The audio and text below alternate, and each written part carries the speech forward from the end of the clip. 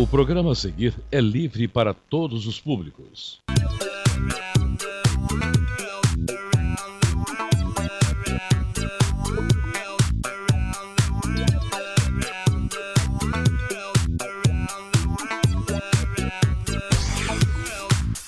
Olá, o TV A Ciência já está no ar. E como você está vendo, nós não estamos abrindo o nosso programa hoje do estúdio, como normalmente fazemos. Estamos aqui na Fernando Ferrari, bem em frente à Universidade Federal do Espírito Santo, e vamos falar sobre fomento ao desenvolvimento científico e tecnológico. Falando em fomento, nós vamos falar sobre a Fundação de Amparo à Pesquisa do Espírito Santo, a FAPES, que fica bem aqui, ó, no América Centro Empresarial, nesse prédio. Vamos conversar com o diretor-presidente, professor Anilton Salles Garcia. Ele vai falar para a gente um pouquinho da história da FAPES, qual é a principal missão da Fundação e como você de casa, principalmente pesquisador, você que é professor, aluno de uma instituição de ensino, pesquisa pública e privada, deve fazer para buscar fomento, ou seja, recurso, dinheiro para pesquisa, para laboratório, para inovação e para a formação de recursos humanos. Vamos lá?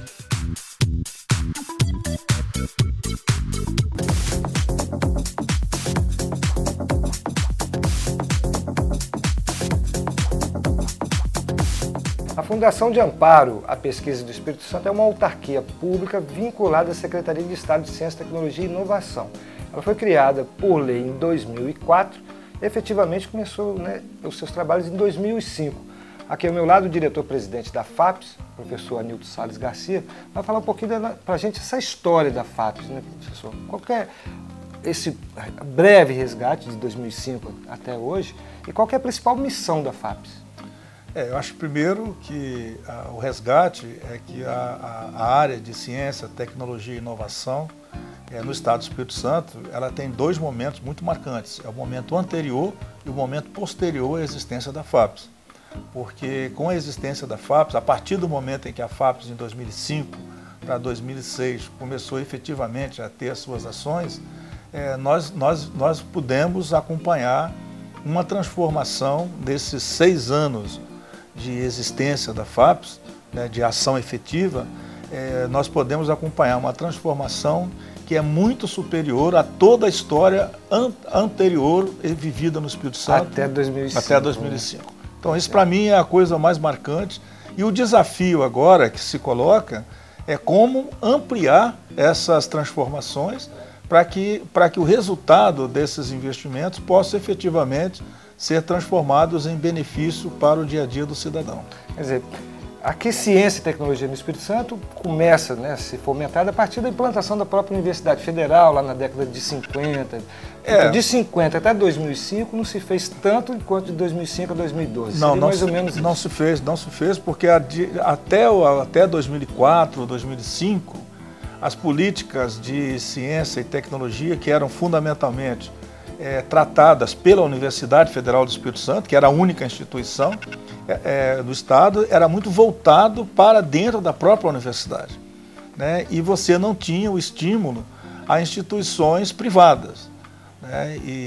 Então se fazia pesquisa de alto nível no Estado, era verdade, se fazia desenvolvimento de alto nível, mas muito voltado para o consumo interno da própria Universidade Federal do Espírito Santo. E com muito apoio do CNPq, da SBPC, da FINEP. Da FINEP, do SBPC, da CAPES. Todos federais, né? Exatamente. São órgãos federais. Órgãos federais. E sem um rebatimento maior para as necessidades do Estado do Espírito Santo, do ponto de vista de políticas públicas e também sem um rebatimento na sociedade. Ok.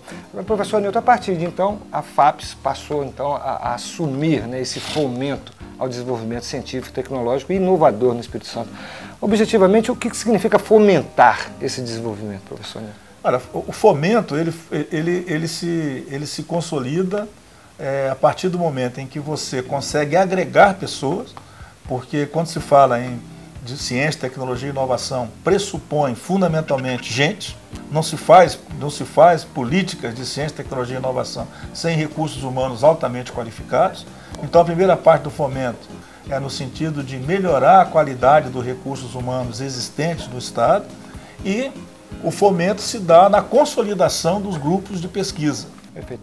Agora, professor Anilton, Para fechar o ano de 2012, são mais 26 milhões, né, em 13 editais novos, mas ainda pensando em investir 30 milhões de reais. Quer dizer, exatamente. O caminho das pedras para o nosso telespectador, principalmente o pesquisador, a instituição que estimula a pesquisa e forma recursos humanos, ainda tem, né, um aporte de 30 milhões para o segundo semestre.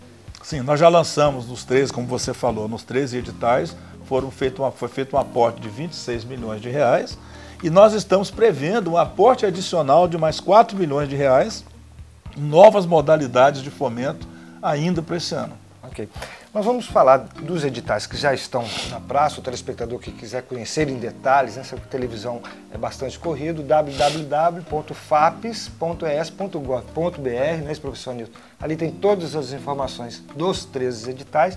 Nós gostaríamos de dar uma pincelada no geral. Nós temos 3 linhas, basicamente, né? Aquela que fomenta a pesquisa, principalmente a pesquisa aplicada às políticas públicas do governo do Estado, aquelas áreas estratégicas.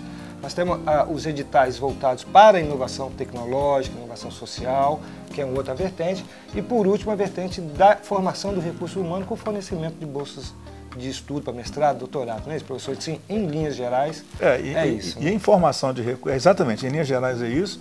E em formação de recursos humanos, existem esses editais que já foram lançados, que são editais vinculados com a atividade de pesquisa e desenvolvimento, mas nós temos também uma linha que não está diretamente relacionada com pesquisa, desenvolvimento e inovação, que também é um investimento muito forte em formação de recursos humanos, que é o programa Nossa Bolsa, onde nós estamos pensando em aplicar para 2013, fazer um aporte de aproximadamente 25 milhões de reais. Perfeito. Professor Nilton, a outra linha são as inovações, os investimentos que a FAPES tem apoiado na área da inovação tecnológica, na inovação social e na inovação aberta. Eu queria que o senhor falasse um pouquinho sobre isso. Como que eu posso transformar o conhecimento das pessoas, né? Como que eu posso transformar o conhecimento tácito que está na cabeça das pessoas, nos diversos bairros, na periferia, nos bairros da periferia, por exemplo. Por exemplo, como é que eu posso pegar uma pessoa lá do meio rural, né, um pequeno agricultor, como é que eu posso transformar aquele conhecimento que está na cabeça da pessoa, que aprendeu com gerações, num conhecimento explícito, para que ele possa ser replicado para outros setores, tá certo, da sociedade, daquele extrato social. Então, isso é o objetivo de você trabalhar com o processo de inovação, mudando a vida da sociedade. Então, a inovação social ela é fundamentalmente desenvolvida junto com o cidadão. Ou seja, ela está lá na ponta, tá certo? Já junto com a sociedade civil. Tem um outro processo de inovação que também está sendo inaugurado esse ano, que é o da inovação aberta. O processo da inovação aberta, o que acontece? É você desenvolver a inovação, primeiro, junto das microempresas. Porque quando você pega um microempresário, independente do setor, ele tem muitas ideias, mas ele tem, primeiro, pouca capacidade de investimento. E segundo, ele geralmente não tem tempo para se dedicar ao processo de inovação. Então a ideia desse edital é que você possa juntar o microempresário com um pesquisador de alguma instituição de pesquisa, desenvolvimento ou inovação, e que eles possam, a partir da ideia daquele microempresário, possa se construir um processo de inovação onde o resultado vai sendo testado por quem vai usar a inovação. Então, o grande mote do processo da inovação aberta é você ter a participação do beneficiário da inovação desde o processo inicial até o processo final, onde a inovação vai ser efetivamente colocada no mercado. Então, é esse indivíduo que nós queremos trabalhar para que ele possa sair de micro para uma empresa de pequeno porte, mas não correndo um risco de uma mortalidade precoce, para que ele possa sair de uma microempresa e se transformar numa empresa de pequeno porte, mas que tenha sustentabilidade. Perfeito. Bom, o professor Nilton Salles Garcia é diretor-presidente da FAPES, Fundação de Amparo à Pesquisa do Espírito Santo, com a gente nessa edição especial do nosso TV A Ciência, tratando da Fundação e desses 13 editais, né, que estão abertos para toda a população na área de inovação tecnológica, de incentivo à pesquisa e formação de recursos humanos, que são as bolsas, né, de mestrado, doutorado, de apoio técnico.